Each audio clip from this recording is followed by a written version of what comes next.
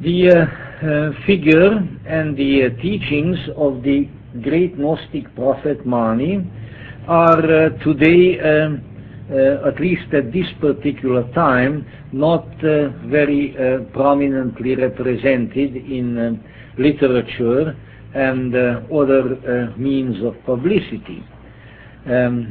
This, however, may change.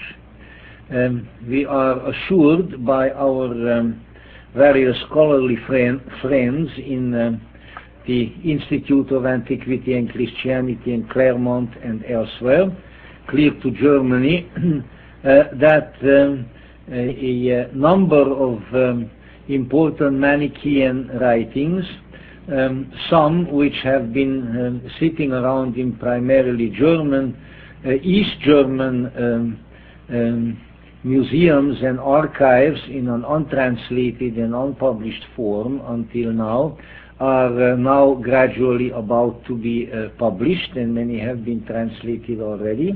And also some more recent discoveries of Manichaean writings from Egypt will also be made available. So it is quite likely that the next cycle of publications after that of the Naj Hammadi library, which is now fairly well exhausted, except for some commentaries that may be written, will indeed be of Manichaean nature, and so this particular dispensation of the Gnosis may be brought to the attention of the public once more, well, probably within the next few years. To us and to our Gnostic tradition, of course, Mani has always been a very precious figure, and we know that without his dispensation of the Gnosis, and also the way in which his disciples and his church spread the Manichaean version of Gnostic teachings to so many places in the world, including to China and to India, the Gnostic teachings probably would not have survived. The late and great Mr. Manly Hall was one to say that had it not been for the Prophet Mani and the work that he has started, the entire esoteric tradition in the West would probably be non-existent. That it was such an important element. Now, we need also to keep to mind in this respect something else, namely that as we now deal with an entire transmission of a Gnostic character, which is really outside of the matrix, let's say, of the Naj Hammadi scriptures, or even of the codices that were discovered prior to Naj Hammadi, such as Pistis Sophia and so forth, an entirely separate Gnostic dispensation. We need to keep in mind that in the Gnosis, we are dealing really with a living tradition, not just a set of scriptures, as wonderful and interesting as they might be, and that this living tradition, like anything that is alive, had, let's say, various embodiments throughout history. And while the Manichaean embodiment comes right at the heels of the, let's say, the principal Alexandrian and Syrian Gnostic developments very, very shortly thereafter, it is still a sort of a separate chapter. And that there were other separate chapters, such as that of the Bogomils and the Cathars later on, and perhaps in our own humble way, we ourselves, along with the French Gnostic Church of the last 100 years and its predecessors prior to that time, are another chapter. Scriptures are important, but scriptures do not make religion. I think this is where the Protestant tradition in its various embodiments and devolutions since Luther and Calvin, increasingly has made a mistake. There are religions in the world today, and certainly there were others earlier on, that either did not have any scriptures for a long time, or don't have any now.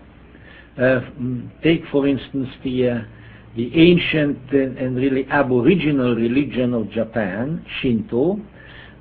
Shinto didn't have any scriptures. It was purely a matter of oral tradition, teaching, and ritual. Then the Buddhists came across the ocean from Korea and China with their scriptures, because of course the Buddhists were very bookish people. They had many scriptures. And then the Shinto leaders stuck their heads together and said, oh my, or perhaps, oh, ne, what are we going to do? We don't have any holy books. So they sat down and wrote some. And that is how the Shinto holy books, the Yengi Shiki and some of these came into existence. They wrote down what previously they held in their minds. So this is also true of the Gnosis. I well remember a little incident which has been immortalized in that great compendium of wisdom known as the Los Angeles Times, back about, I have a cutting of it somewhere, back about, I think, 1972, when John Dart, who since then became a principal religion writer of the Los Angeles Times, came to see me and presented a little interview, he asked me what our position was regarding the then just about to be published Nachamadi scriptures. And I said, oh, well, we are very happy about it, but you know, in essence, we are aware of these things already. And he said, how can that be? Well, because the Gnostic tradition has been in existence, and there were other scriptures that were available to us already, and so the essential character of the Gnostic transmission is going to be enriched by this, but it is not going to be altered thereby. And he was taken aback by this, to him at least, seeming revelation. So it is in this sense that we have to remember that there are these various embodiments of Gnosis, because we are dealing here with something that has been in existence for a long time and that continues to move throughout history. And the essence of the tradition is always the same. And there are just really a few essential pillars of it. One of them being that within the human being lies dormant and alienated and lost, having wandered away from its original source, that abiding spark of the divine fire, the little embodiment of ultimate divinity, which has become separated from its source, and which has the innate drive, the innate desire to re-establish contact with its source and to return to it. And that even as that longing aspiration grows forth from the human, and if we look at Mani's version of it in a manner of speaking, actually in all of creation, because Mani, in one of the Manichaean scriptures, going back to the prophet himself, we have the beautiful expression, it says, Jesus is still crucified in every tree. And he doesn't mean by that that we ought to bow down in tree worship, as some would, but rather that in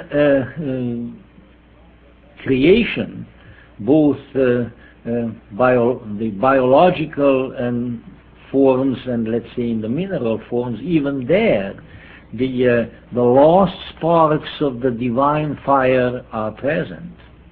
And from there, they need to be awakened and liberated, which is a very different proposition from sort of bowing down before them and saying, oh, great Mother Nature, but rather, raise the stone and thou shalt find me, cleave the wood and I am there, which is from the Gospel of Thomas, a scripture incidentally which the Manichaeans apparently were aware of and used.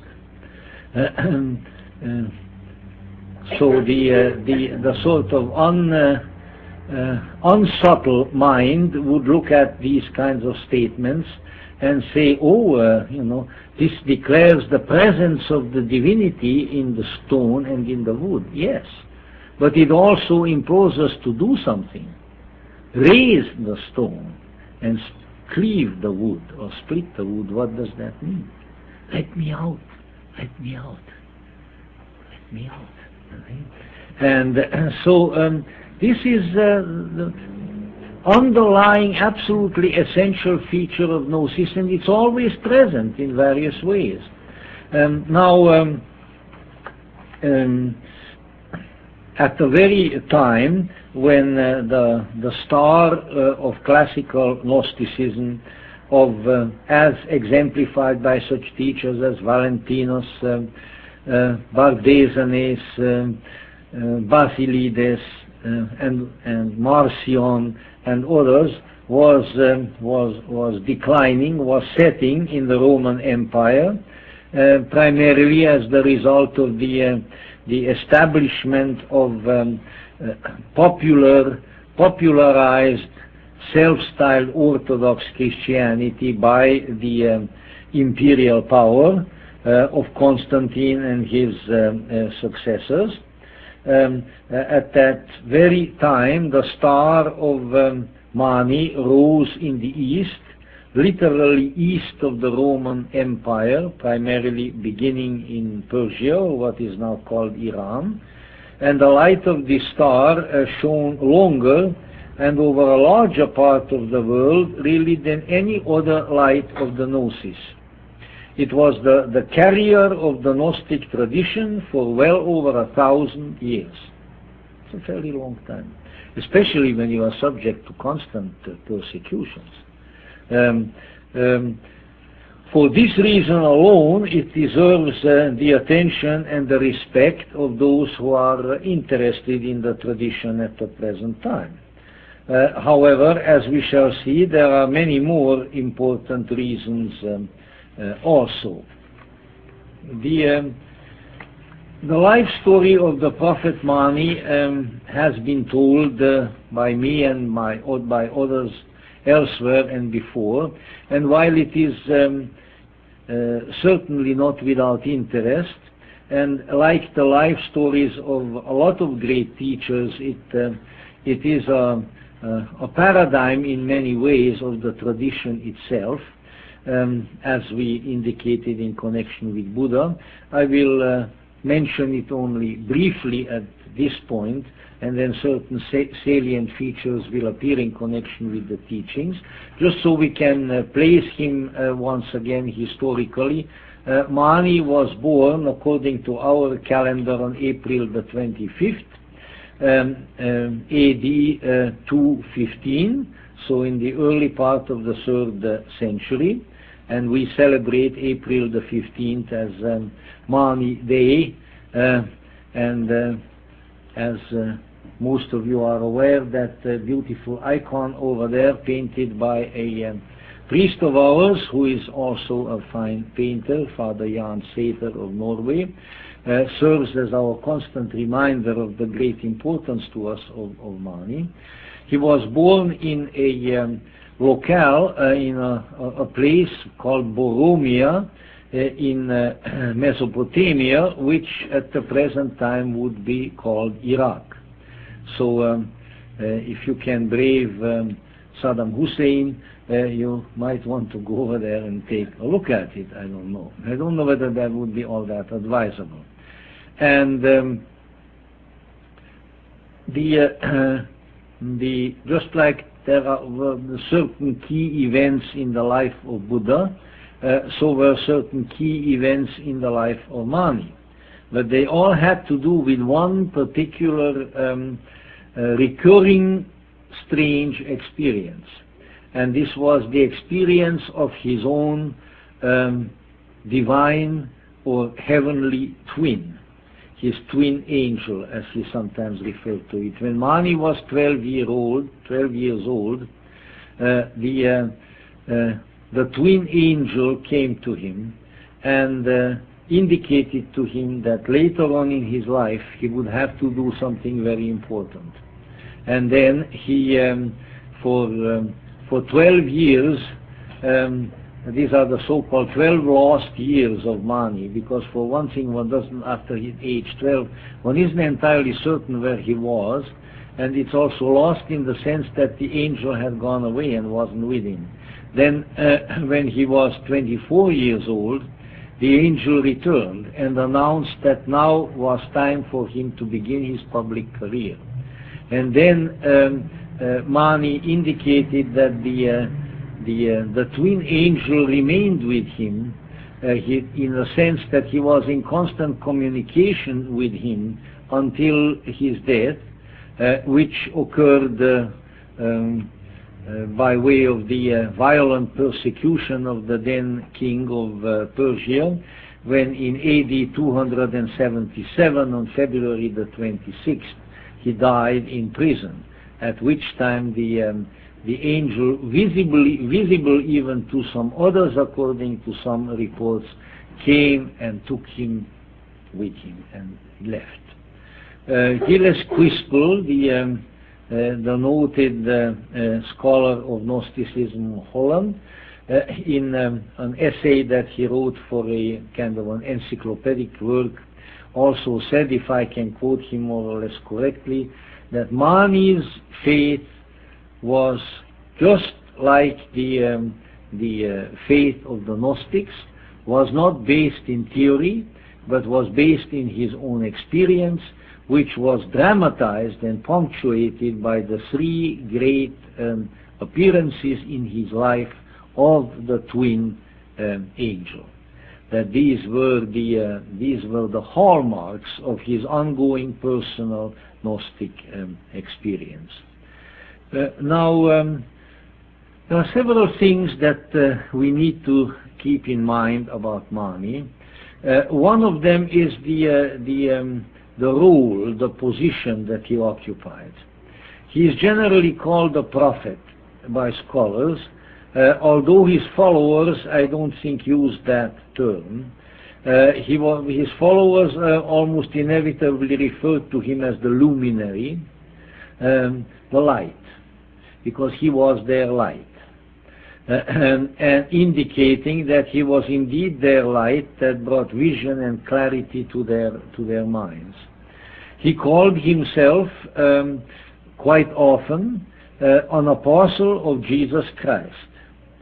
And also, at some point, he identified himself as the Paraclete whom Jesus promised. To call him a prophet is, however, accurate, because he was a man who stood in a special relationship to the divine world and gave revelations concerning matters which were unknown to ordinary mortals. Also, we need to keep in mind that Mani moved, at least throughout most of his life, except for his long journey to the east, to India, and probably parts of China. He moved among peoples who were of the prophetic tradition. For the Iranians or Persians, as well as the Jews, and those peoples who were influenced by them, were all respecters of the prophetic tradition. The Persians or Iranians by that time followed the prophet Zarathustra, a reformer and a reconstituting agent of the Persian religion, who brought a monotheistic structure to Persia.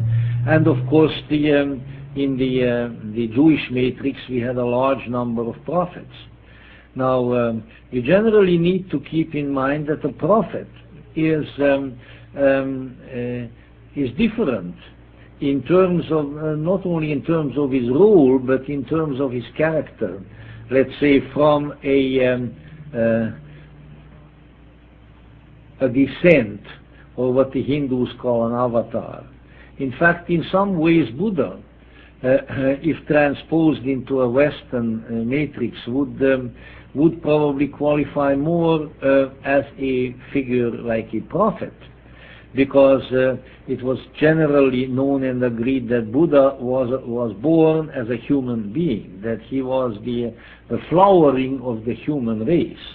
And so the prophets are similarly the flowering of the human race who reach up toward the divine, and then they are chosen by divinity to become the mouthpieces, the messengers of the divine, which is very different from from a figure like Jesus, or let's say in Hinduism like Krishna or Rama, who come from on high. They are embodiments of divinity who descend, so they are the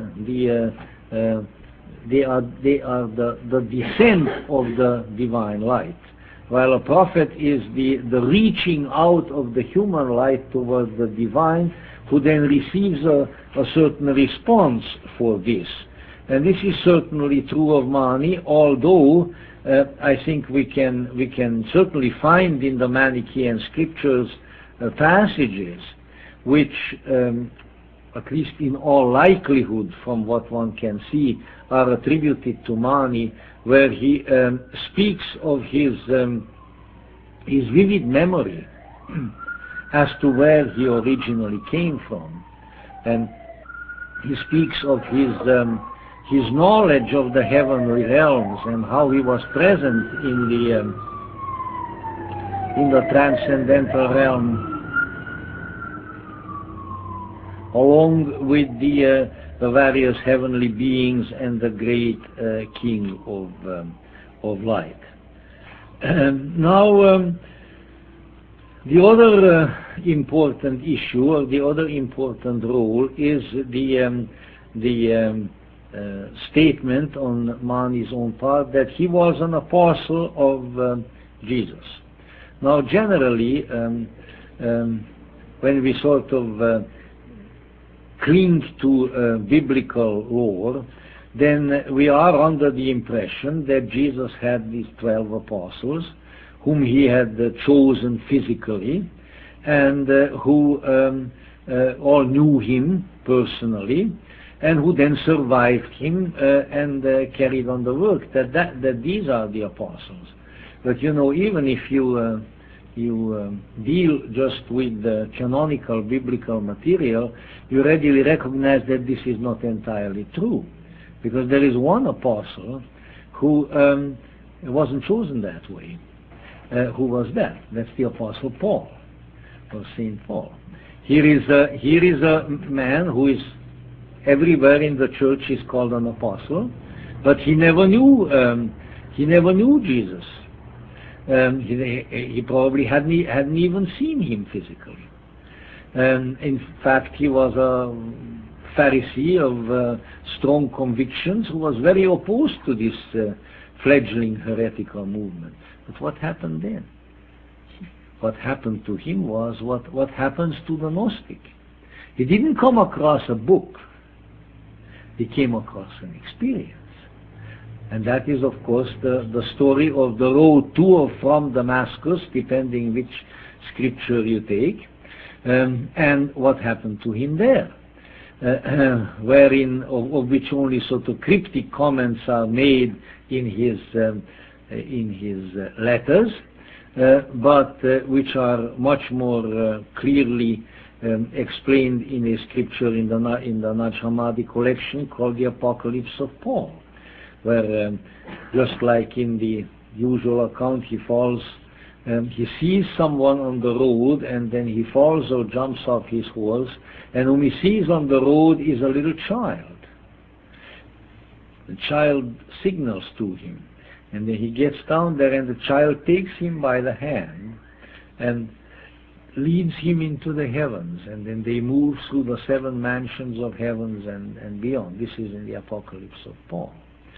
And this is how he becomes an apostle, by way of his own experience. And the Gnostics, particularly Valentinus, who actually directly traced his lineage from St. Paul, his apostolic lineage, referred to Paul as the apostle, because they felt that he was the Gnostic apostle due to the fact that he became an apostle on the basis of his own inner Gnostic experience and not just being physically chosen.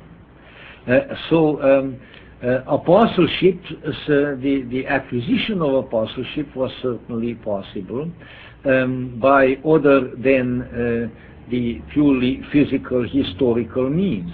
It is in this sense that Mani regarded himself as an apostle. It was generally assumed in a lot of books that the Manichaeans were not Christians.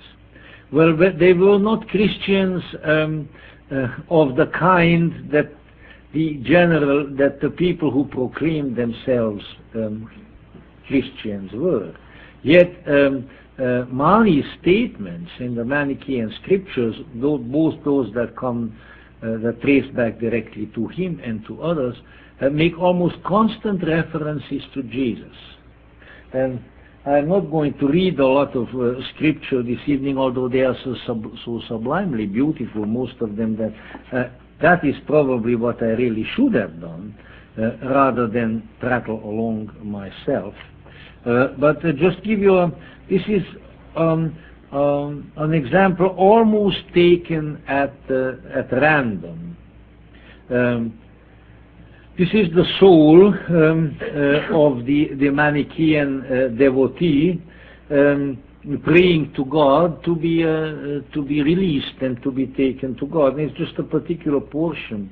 O my prayers and my fasts, and my good deeds which I have perfected in thy name. Jesus, my light, this is the moment of my death when I have need of you. This is really a death prayer. Yoke for me speedily my soaring chariots and my horses, which are my holy fasts, my prayers to God, and my almsgivings. Take me swiftly into the land of those of the glory. O mighty one, crown me, take me on thy wings, O eagle, and fly with me to the skies. Put my white robe upon me, take me in as a gift to thy Father. So he is called the eagle, who takes you to the heavens. A metaphor that has been certainly used by others, including St. Francis, who referred to God as the eagle who was carrying him aloft, and he knew not where, but he was sailing in the talons of the divine eagle. And it appears, of course, in other sources as well. So the respect and the recognition of Jesus as a particularly important figure of this transmission, as the Messiah, was certainly present in the Manichaean mythos. However, by that time, of course, Jesus was long gone, about 250 years or so, depending on the particular chronology. And now Mani was the luminary, the light, who carried the same effort forward that Jesus had begun. Now the other issue that I think needs to be brought up is really the issue of of the twin angel, which I mentioned already. I also noted that Quispel, with his strong Professor Quispel, with his strong psychological orientation owing to the fact that he was closely associated with C.G. Jung, Quispel even pointed out that the so-called dualism of Mani is also rooted in Mani's personal experience with his twin angel, and that Quispel wrote, yes, there is a real dualism, but you know what it is? It's the duality or the dichotomy between the human ego, the human terrestrial personality, and the transcendental being, which is the divine angel, the angelic part of the human. So he looked upon it's always called twin. He looked upon Mani's twin angel as Mani's higher self. It's become a trite word, you know. Whenever someone wants to appeal to his better qualities, nowadays he can call it his higher self. But there is something much, much more profound meant here, that there is a dichotomy between these two, and who can deny it? How often in our lives, how regrettably, terribly, awfully often do we act out of the motives of our human personality, and how very, very seldom, how regrettably and awfully seldom does this something else, something profound, something wise, something impersonal and still at the same time individual, manifest and comes through. If it happens a few times in our lives that we can really be aware of that, you know, I really was inspired by, I was acting out of a center of myself that is essentially different from the one that ordinarily works within me. If that happens a few times in our lives, we can really reckon ourselves fortunate. And so it's that duality within the human. So Quispel pointed out, and I think he has a very important point. That is the experiential core of the so-called dualism of Mani, and for that matter of other Gnostics. So again, it's something that is experienced, that the wisdom, the power, the glory of our indwelling divinity is locked up in something else, and that these two are coexisting in a curious kind of a condition. And it's not just the body. This is not it would be a grave mistake, and I think a terrible injustice a great injustice is done to all Gnostics, including Mani and his followers, by assuming that we are dealing with just a mind-body or a soul-body duality. Mind or soul in themselves, psyche, are part of the lower personality also. They may be different from the body, but that's not really according to the Gnostic where it's at. Your mind, your psyche, as that's after all the Greek word for soul, are just as, well, how should I put it, enfeebled and contaminated by the fault in this universe as your body. They last a little bit longer. They can do things that your body can't do, but then your body can do things that your mind cannot do either, you know. And so you might say the body, there goes the body dies, and this immaterial complex that we refer to as soul or anima or psyche is still there and goes on. This is incidentally to which a lot of people, including the Jews and the Romans and the Greeks, sort of refer to as the shade. The Romans called it the lemur, and it's after this lemur that that little long-tailed monkey was named, you know, the lemur monkey. And there is one, but because it's a non-physical remnant of the human being that sort of drifts around and then goes to Hades or Sheol, but it's not really it doesn't have the fire, it doesn't have the spiritual core of a real being. It's shade, you know. And that's now here was always the question: who are you? And that cannot be answered in any book. Who are you?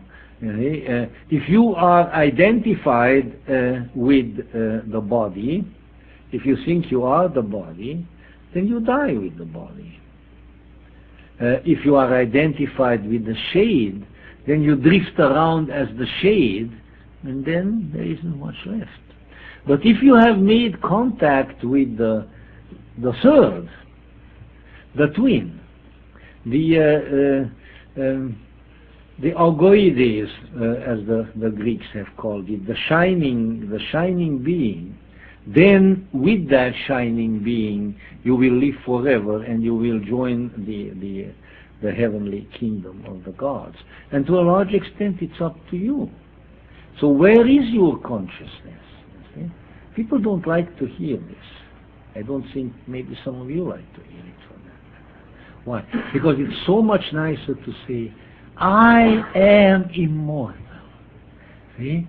I am going to go on forever, and what we mean by that, of course, is pretty much the way I am now, maybe minus the body, with all of my unconsciousness, with all of my stupidity and cupidity, with all of my faults. Why? Because that's what I identify with. If none of these are going to be there, then what is there of me? So we have this assumption of automatic immortality, but you know, really very few people have that. There is in ancient Egypt, in ancient China, in a lot of places. Now this may be exaggerated too, but there is a point there that we miss in our Western traditions, and that's the concept of earned immortality. If you don't do something about it, you are not going to be immortal. So go ahead and do something about it, you know. Carl Jung was at our modern Gnostic teacher, was at some kind of a big sports event. I would think it was probably a soccer game, because that's what is so popular in Europe. And there were thousands of people there, and you know how people get at this sports event, lots of excitement, lots of noise. And he looked at his friend who was with him and then pointed at the crowd and said, "Look at them all, look at them all. Look at them all. And they all want to be immortal." That was his comment. Here are these you know, people caught up in this kind of lowly stupidity and manifesting a tremendous amount of unconsciousness. And if you don't know European soccer fans, then you don't know what unconsciousness is. I mean, you know, it's really a big one. So, but they assume and that they are immortal. So the task, and that is really the Gnostic task. There is the Soma, or the the heletic body, there is the psychic body, and then there is the real you, which, however, now you don't know as the real you. And it's so different, it's so transcendent, it's so glorious, that to the human ego it appears like an angel. And that's the one that you have to make contact with. When you are cooperating with it, and are increasingly in a condition of union with it, then you are directed from the right place. Then you are directed from within outwards rather than from outside toward the inside. But of course that takes some doing. Not all of us have the privilege of, at the age of 12, that angel appearing to us and then making friends with us and going on from there. But somehow this is the beginning of an entire world view. That when we come to recognize this dichotomy, that a very, very wonderful, a very different, a very angelic being is hidden, deeply connected with, but still very much separated from our physical and psychic selfhood, then this becomes a paradigm for everything that goes on in the world, and we begin to see that a similar condition exists elsewhere. Now, let me move from that to some of the other teachings of Mani, which, however, are very much related. In an awful lot of respects, the essential teachings of Mani are, I would say, identical with those of Valentinus and the other Gnostic teachers. There isn't that much difference, but there's one teaching that is really an addition, and this has to do with the reason, let us say, the underlying raison d'être of our present existential condition. I mentioned last time in connection with Buddha that Buddha did not feel that it was important for his purposes, to the people that he was speaking to account for their condition. He just said, look, you are here and you are suffering, every last one of you. You are all miserable. He didn't say you were miserable sinners. He left that to the preachers. He just said you are miserable. You are miserable because you are in misery. And the question is, it wouldn't have to be that way. You could get out of this, but you have to work at it. And I can't just do it for you. I can show you certain things. I can show you the way. And then he gave them the Noble Eightfold Path and so forth, which are his plan, how to work our way out of that suffering and out of that misery. But he never really told people how they got into that misery. And don't think that they didn't ask him. Well, if you are a bunch of Hindus in India, they'll ask you everything. They'll ask you so many questions that you can perish if you don't protect yourself. So maybe it was because the people have terribly active minds, you know. At one time, I was in the unenviable position of having two friends around here, one of whom was from India, although he was a Pakistani, but his ancestors came from Bombay. And the other friend here was a Greek from Athens, our good friend Elias.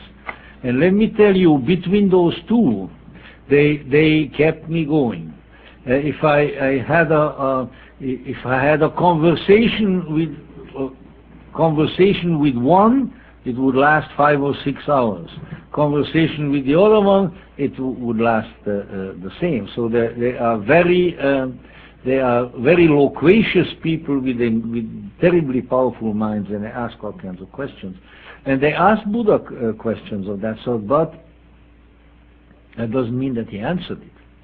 And he answered in ways such as this. He said, look, if your house is on fire, what is the reasonable thing to do? To go and put out the fire, or to start asking questions how the fire came to be? By the time you find out how the fire started, your house burned down. So put out the fire. Or you are shot by an arrow and you are in a bad way because of that. You have to extricate the arrow from your body and not first ask all kinds of questions as to who shot the arrow. Going from Buddha to the classical ancient Gnostics, except for a rather brief and not terribly involved mythological story now and then, such as the story of the demiurge coming forth from Sophia and then creating the world, and the demiurge not being perfect anymore, not being very smart anymore, therefore creating an imperfect world. Really, the ancient Gnostics did not give all that great, all that long, all that complex an explanation of the origin of our present condition and of the origin of evil either. They concentrated also much more on the path out than on the explanation how we got here, although I dare say there is more of an explanation there than in most of conventional mainstream religiosity. Mani, however, went further. And Mani gave an explanation which goes further back and is more complex than almost any other that we know. I'll give you a little glimpse of that. In the very beginning, said Mani, long before heaven and earth and everything contained therein that we know here came into being, there was a realm of light, boundless light.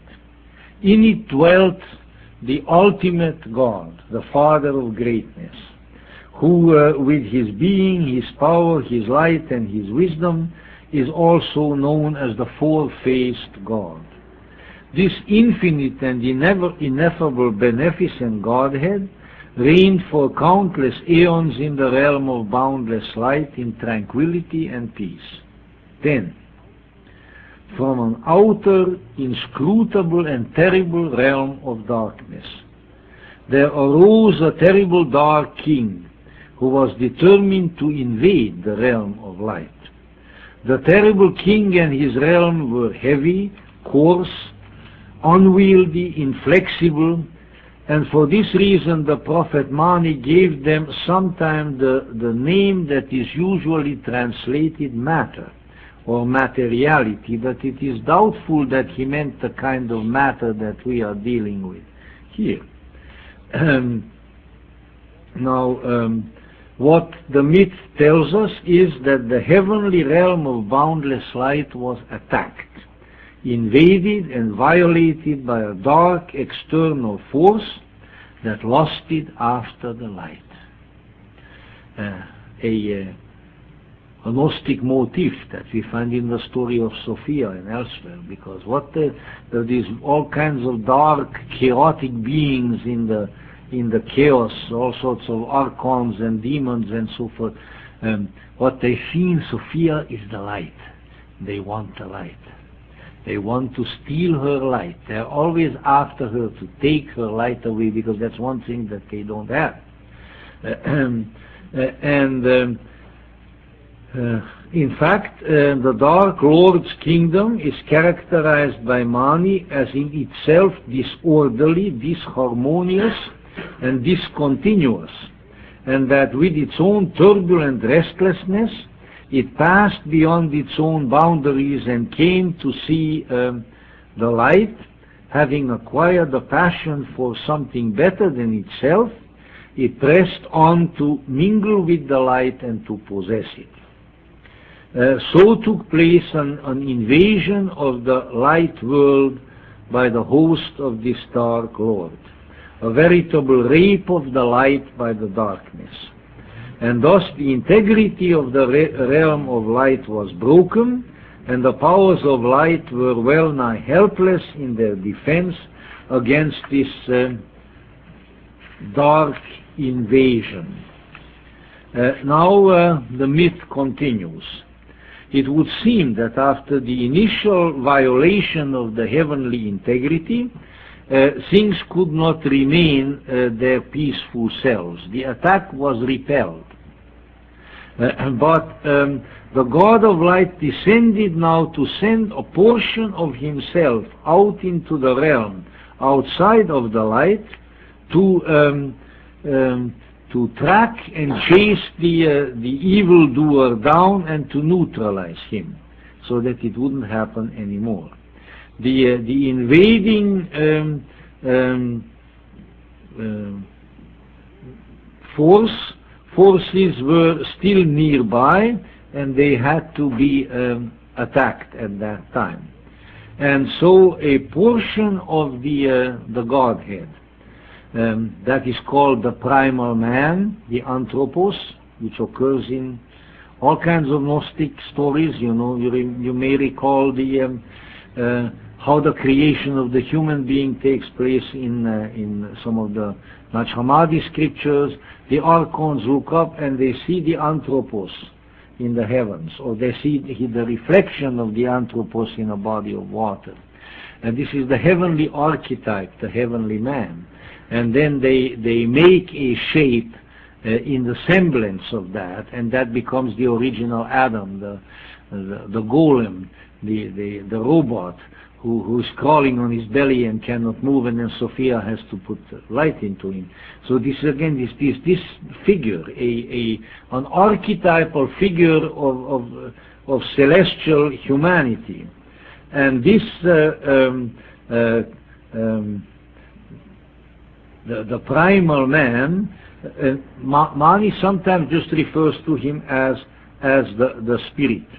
And now we have the statement of the primal man and his hosts going forth, and now something happens. As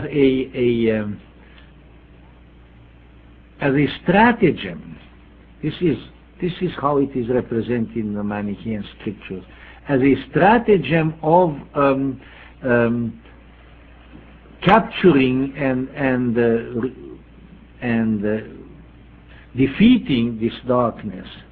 In the course of the battle, the hosts of the primal man mingle with the darkness. And now, in some of the scriptures, it would seem they get captured. According to others, they sacrifice themselves. In order to accomplish the defeat, they themselves have to be captured. They sacrifice themselves and are now captured by the darkness. In some of the scriptures, it's interpreted as a kind of a defeat. According to others, a sacrifice. And as the result of this, the primal man, this great heavenly man, like the Adam Kadmon of Kabbalistic lore, has been scattered, dismembered. His essence is now commingled with the darkness. So we have here now, this is the second catastrophe. The first being the initial attack on the heavenly kingdom. First, the integrity of heaven is breached, and now the warrior who descended into the abyss to go after the darkness is there captured, and his essence of light is mingled with darkness. The great existential predicament is presented to us in this fashion. Even before the creation of the material universe as we know it, therefore the light of God has been captured and imprisoned, and moreover in such a manner that much of the divine life essence is seemingly helplessly intermingled with darkness.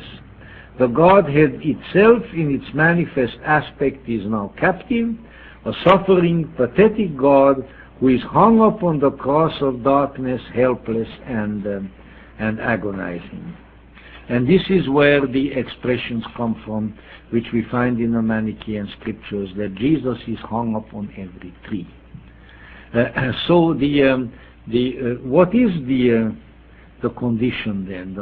The existential condition within which we find ourselves is one wherein we, as our consciousness awakens, begin to see a reciprocity, the transgressivity between ourselves, our own condition, and the condition of the universe within which we live. Everywhere the light is captive. Everywhere the divine is scattered and is calling out for redemption. And those who awaken to this task and to this consciousness become the helpers, become the redeemers of the light in the world. So our task is a dual one. By helping to liberate the light within ourselves, and this of course we are greatly stimulated and inspired by the luminaries, by the messengers such as Mani and before him Jesus, because they are the ones who awaken us and who straighten us out and show us what needs to be done. But as our own light begins to awaken, with that we can address ourselves in various ways to the awakening and to the liberating of the light around us. The more there are in whom the light now burns brightly, the more the light awakens everywhere around them and also reaches out to be taken up to its original source. And this is where Mani and his followers employed all kinds of wonderful metaphors, but within the metaphors there was a sort of a mysterious reality that I think is of a more than symbolic nature. And the two terms for it were the column of light and the ship of light. It appears again and again. And in both of these mean that a vehicle, or maybe vehicles, have been created.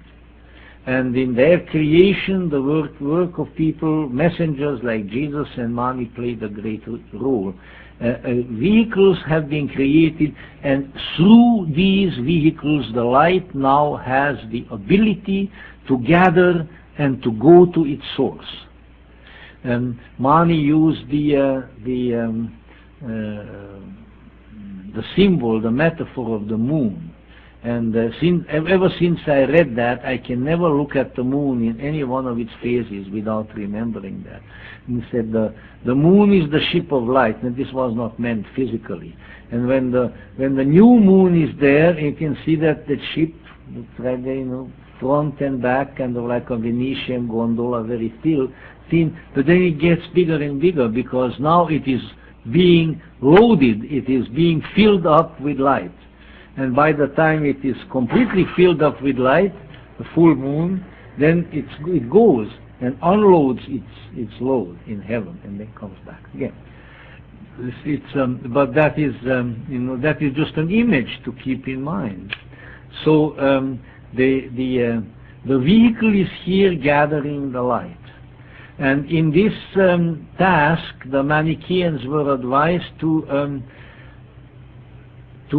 be sort of little light gatherers, little saviors themselves, right down to the point. I don't know whether this may have had something to do that quite a powerful Manichaean movement was started in China, and the Chinese had ideas along this line, not quite the same, but along this line for a long time.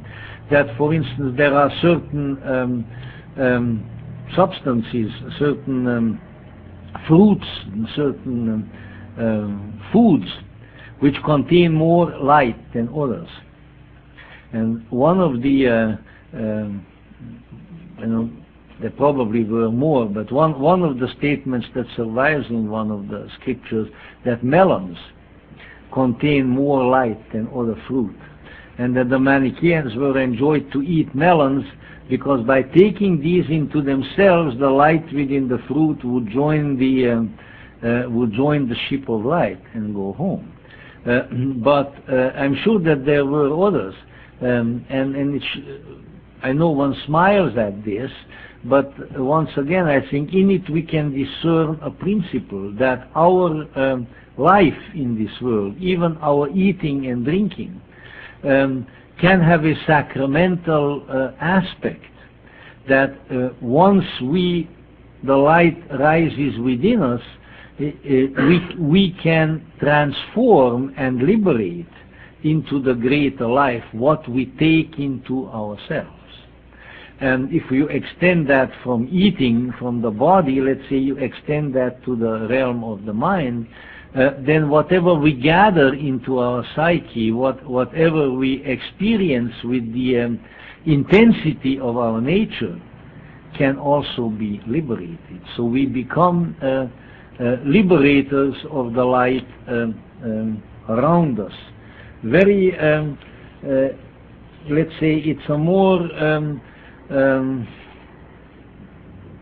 more intense and perhaps in some ways more poetic, and in certain respects perhaps even more practical application of the principle of gnosis than we see earlier, because here we have a direct injunction given to the human to be a co-liberator and a co-savior, and to keep gathering the light while he is here. Very unusual, and at the same time, I think, having raised the Gnostic task, the Gnostic impulse to a greater level of intensity than hitherto has been the case. And we need to keep in mind that the Manichaean Gnostic movement really was the only Gnostic movement up to that time that actually had a very large following and became a world religion, because it existed both in the Mediterranean matrix and in Asia. And as such, it was perhaps the only instance in the history of the Gnostic movements where the Gnostic tradition was more than a minority movement. Of course, it had its vicissitudes. Mani himself was martyred in Persia. The Manichaeans were persecuted in Persia after they attained an initial prominence. But in many other places, they became very important, including in certain parts of China, where Manichaean cave paintings and Manichaean scriptures are China and Turkestan are being discovered to the present time. So obviously there was an appeal there that had the capacity to penetrate much more to the popular level than some of the other much more philosophical and much more restrained statements of the Gnostic tradition. Let me give you an idea, more or less in conclusion, from the Manichaean scriptures, which are filled with such sublime poetic beauty, of really this intentionality that I was just going to convey. Here too we have the statement, let's say, of the Manichaean devotee who is on his way to the light and who has fulfilled the purpose. I have found the ships which are like the sun and the moon. They have transported me to the heavenly city. I have found the haven. The haven is the teaching of the luminary. I have set my foot on the path, and the path is the gnosis of God. Ferry me to the sun and moon, O ferry boat of light, that hovers over these three realms. Disperse the dark cloud that is before my eyes, that I may be able to cross rejoicing to thine honored dwellings. I have contrived to see thy light, so I have no concern with the darkness. Therefore let no one weep for me. See, the gates of the light have opened to me. I rejoice as I ascend to my Father, with whom I have conquered in the land of darkness. O my great King, transport me to the city of the angel gods. Take me into the homes of joys, for I am thine. And count into my hand the reward of my many contests. I rejoice for eternity of eternities. I worship thee, O Father of the lights, and I bless you, O aeons of joy, and my brothers and sisters from whom I have been far away, and have found again once more in the greater realm. I have become a holy bride in the peaceful bright chamber of the light. I have received the gifts of victory. No rendering in prose can come close to the ecstatic vision that is present in the Manichaean scriptures. And perhaps if there is any central keynote, it is that the awakening of that longing for one's own true place, one's own true estate, the condition from whence we have come, and then the determination to serve that and to assist all the scattered and imprisoned light that one comes in contact with in this world, to similarly awaken and to also rise to its own true being, to its own true estate. A powerful and feeling-toned statement of the Gnosis, which was extremely successful and which really in many ways continued into later period. And while this is a theory that is not now generally accepted, I am still convinced, and my conviction grew when I was physically present in those areas, that the Cathars of the Languedoc definitely had Manichaean inspiration, that the teachings and the inspiration of the Prophet Mani came back from Asia and from the Middle East, and was at least an important part of that revival of the Gnosis.